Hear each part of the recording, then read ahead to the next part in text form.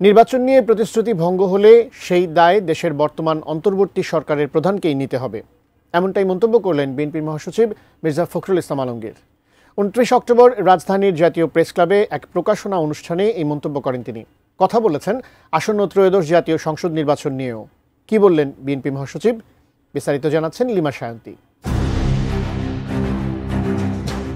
অন্তর্বর্তী সরকারের প্রধান উপদেষ্টাকে উদ্দেশ্য করে বিএনপির মহাসচিব মির্জা ফখরুল ইসলাম আলমগীর বলেন, প্রধান উপদেষ্টা ডক্টর ইউনূস জনগণের সঙ্গে প্রতিজ্ঞাবদ্ধ।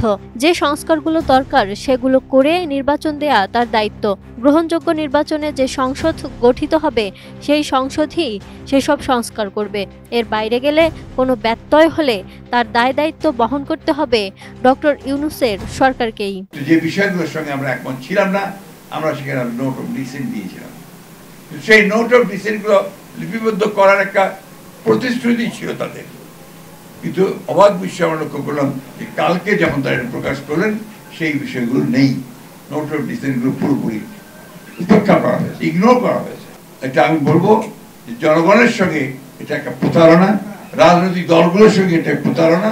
আমি অন্তর্বর্তীকালীন সরকারের প্রধান উপদেষ্টার দৃষ্টি আকর্ষণ করে বলতে চাই, যেটুকু সংস্কার দরকার সেই সংস্কারগুলো করে আপনি জনগণের যে গ্রহণযোগ্য নির্বাচন দেবেন, সেই নির্বাচনের মধ্যে দিয়ে পার্লামেন্ট আসবে, সেই পার্লামেন্ট এই দেশের সংকটগুলোর সমাধান করবে। আমি বুঝি নির্মাণের শিল্প, সালাম স্টিল বোঝে ডিউরেবিলিটি। সালাম স্টিল, মোস্ট ডিউরেবল স্টিল।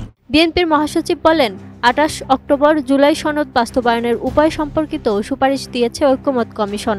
এ বিষয়ে বিএনপি মহাসচিব বলেন, আমি অবাক বিস্ময়ে দেখলাম বিএনপির নোট অফ ডিসেন্ট লিপিবদ্ধ করার প্রতিশ্রুতি ছিল জুলাই সনদে, কিন্তু তা বাদ দেওয়া হয়েছে। তিনি বলেন, এর মাধ্যমে আসলে জনগণ ও রাজনৈতিক দলগুলোর সঙ্গে প্রতারণা করা হয়েছে। এগুলো দ্রুত সংস্কার করা প্রয়োজন বলেও মন্তব্য করেন তিনি।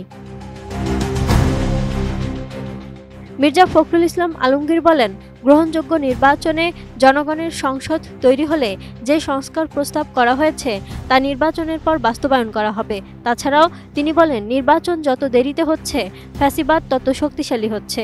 তিনি আরও উল্লেখ করে বলেন, যারা অ্যানার্কি নৈরাজ্য দেখতে চায় তারাই নির্বাচন পেছানোর কথা বলছে।